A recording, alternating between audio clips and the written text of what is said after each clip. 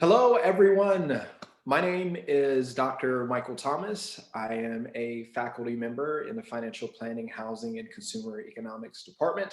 And I am incredibly grateful and honored to be celebrating today Dean Linda Fox, who is the award recipient of this year's Thomas E. Cochran Award. How are you, Dean Fox? Very well. Good morning. Good to see you. Yes, ma'am. And thank you for allowing us to do this interview and to capture this moment, to capture your leadership and your service to the program, more specifically the financial planning department. So I do have a question for you. Uh, Tell us about how you've gone about overseeing a lot of the amazing growth that's happened within the financial planning program as dean. All right, great. So joining the college in 2011, it was called the Family Financial Planning Program. And it was the faculty that changed the name, both the major and really charted the course that the accreditation, the board of standards, the certified financial planning program. So I tell people that, and you can read on my webpage, that the job of the dean is to support faculty-led initiatives.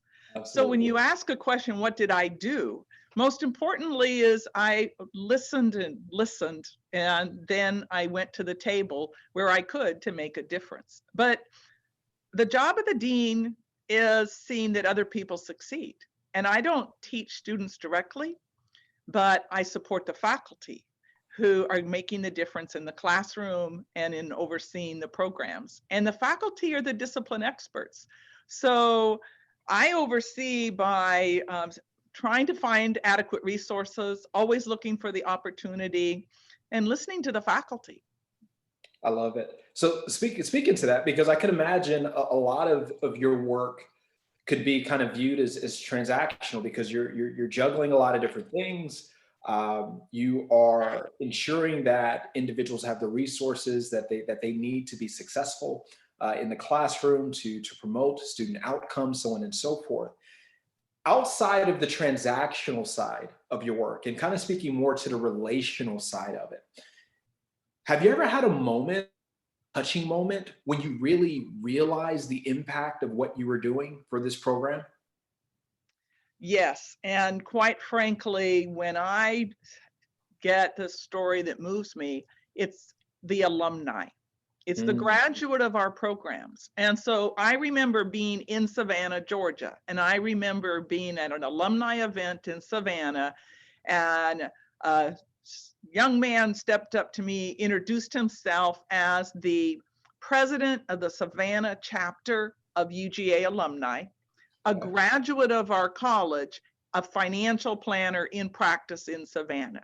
And Mm, he told me the volunteer income tax assistant program changed his life. And it made clear to him that he had chosen the right major because he told me how he sat across from a real person, and this person presented what they had for their resources and asked for help in filing their taxes. And this alumni told me in the most moving manner how that just made such a difference for him, and how much he likes his job, and how he's trying to get everybody in the Savannah area proud to be UGA alums, and how proud he was to tell them he was our alum. So I walked out of that alumni event higher than a kite. I love it. I love it. And you know what's interesting is that this award is actually named after Thomas Cochran, who's actually been instrumental with regards to the VITA program and kind of connects back to the story that you're telling. So, would you mind telling us about your relationship with Mr. Cochran? Yes. And I also want to remind people how honored I am to have this award, how surprised I was by this, um, I guess I'll say, tapping of the recipient this year. But to be associated with an award in his name is actually a very deep honor. So Tom Cochran, I met and was introduced, and he impressed me as a very humble person. And so it's not until you read a little deeper about his history at the University of Georgia. So here's an individual that was an administrator in student affairs. And if you read the story we wrote about him during our centennial year in our magazine, he described that his job was 90% administration and 10% of the time he got to meet with the students, which is why he liked working in student affairs. Well, that's exactly my job, Michael, is Yep. transactional, administrative. About 90% of the time is all the administration, and 10% of the time if I can meet with the students.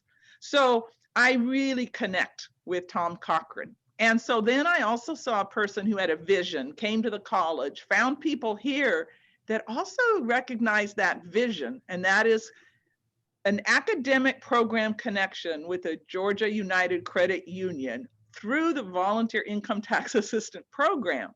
And that he found people in this college that resonated and said, we can do it. So Tom, I got to know, and I believe that he's a servant leader. He's a humble person. He's very dedicated, right? Tenacity, perseverance. I wish I could have those traits. And so we've just gotten to know each other, and I've gotten to meet him through the VITA program. Love it. Love it. Thank you for sharing that. And I think it's always important, especially if there's a namesake to an award, Yeah. to actually speak to the name. Yeah. Right? It's almost like when you have a building and people walk by and say, "Oh, that's the such and such building," but that name has a story and profound implications as to why it was named the way that it was. And thank you for sharing that. And I would argue that in terms of humility and tenacity and vision, that you definitely have those, Dean Fox, and that's one of the reasons why you've been awarded this award. Speaking of vision and understanding all that we've been through or gone through, whether it be individual households, cities, communities, institutions, as it relates to the pandemic.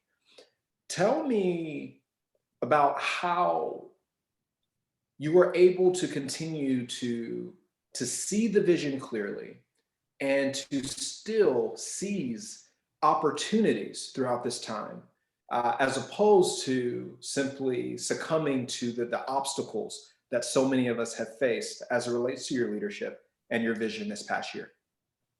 Okay. So my job is to have a college of cohesive faculty and staff. And this pandemic was indeed a threat to cohesion, to comfort and commitment of working together. So I immediately changed our leadership model when we were in shelter in place to weekly meetings with the leadership team and ramped up communication. I had coffee hours throughout the summer to help faculty, staff, students, to give them knowledge and to listen to their questions, because while we were building this bicycle as we were riding it and trying to make sure we were health, safety, science-based response, that we were empathetic, we led with grace, we understood stresses, and we acknowledged that. So my job was to get in front of keeping us together as cohesive through communications and commitment. And I guess I'd say the other piece that was really important is how our college literally thrived during the pandemic, is we were already innovative and we were leading in places that we were ready for. We just had to ramp up. And by that, I mean technology. So the programs that have specialized software, we were already installing the software in the cloud so that students, instead of having to have an array of laptop computers provided them in our buildings, we already were putting the software in the cloud. And so it didn't matter where the students were or the faculty were, but they needed the access to what I call specialized software. It's important software for financial planning students, residential property management students, design students in the college. So we had already purchased and planned that. Our college rolled out the first national evidence-based online nutrition education program called Food E-Talk in Yeah. our supplemental nutrition assistance program. We rolled it out in January of 2020. Then the pandemic came. So we were the lead, the nation's lead, and now the other states are wanting to buy this platform because they realized it. So if you want to take a hit, which is really hard, you always have to been going towards the future in the first place. We were Absolutely. already moving some of the ways, and it just accelerated it.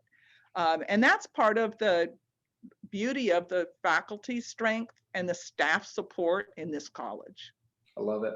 And I'll be honest with you. I remember early on when we were having those initial meetings in terms of what do we do next, in terms of providing value add to our students. And the message that you left, and you alluded to this earlier, in terms of let's lead with empathy and let's lead with grace, really resonated with me, because what students and their families needed most was a sense of connection and just knowing that there were people that cared, administratively, from the faculty level, so on and so forth, all throughout the University of Georgia.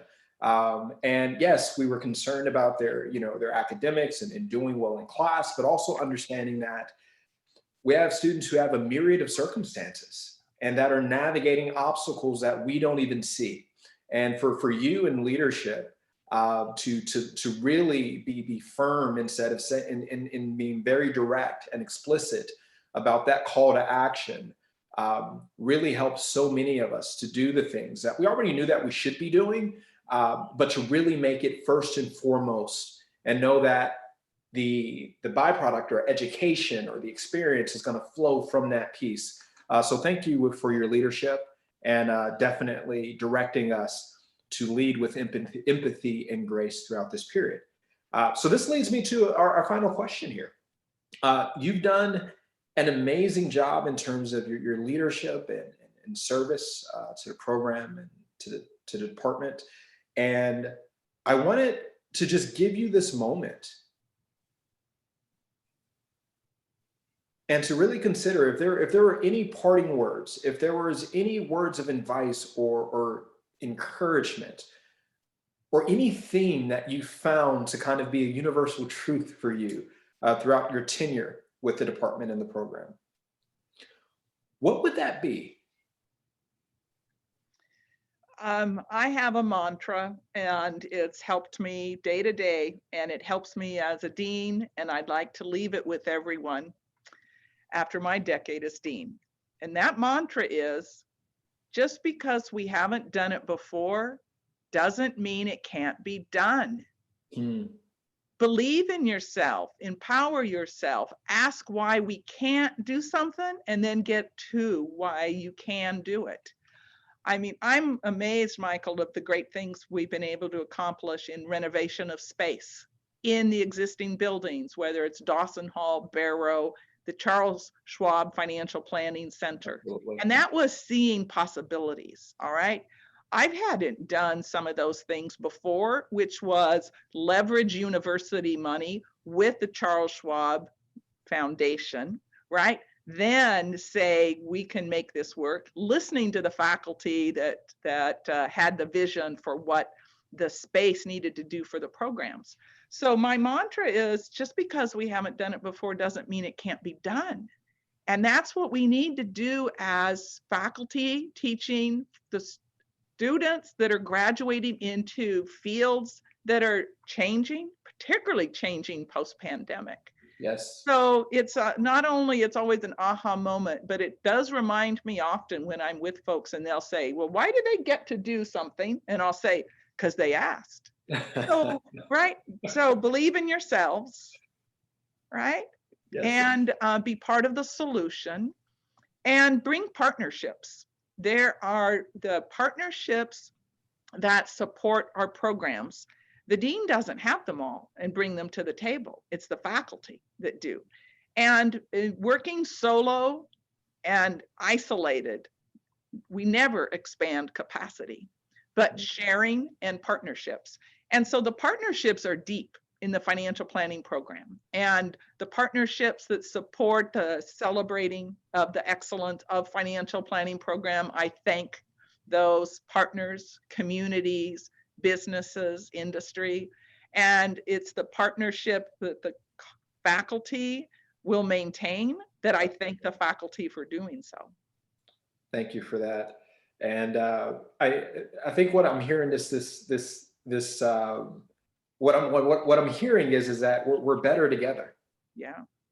And it's important to make the ask. I love that. And it also culminating with your mantra, just because it hasn't been done doesn't mean that it can't. And I think that that is the epitome of what this year has looked like in the financial planning program. It's been a year of first for so many different things. And we've been able to leverage technology, students, and faculty to serve in greater ways than what we have before.